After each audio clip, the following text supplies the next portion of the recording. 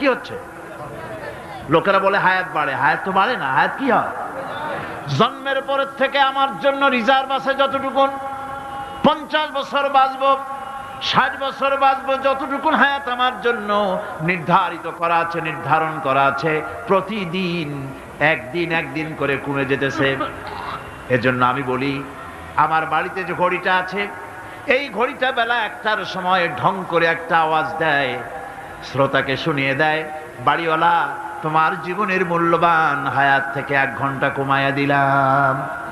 2টার সময় 2টা ঘন্টা লাগায় শোনায় দিল, বান্দারে তোমার জীবনের মূল্যবান সময় থেকে 2টি ঘন্টা কমে গেল। এমনি করে দিন গেল, মাস গেল, বছর গেল, আমাদের হুঁশ হলো না। সময় চলে গেল তাস খেলে খেলে, সময় চলে গেল আমাদের খেলাধুলা করে, শয়তানি বদমাশি করে। সময় কতটুকুন পেলাম? কিয়ামতের দিন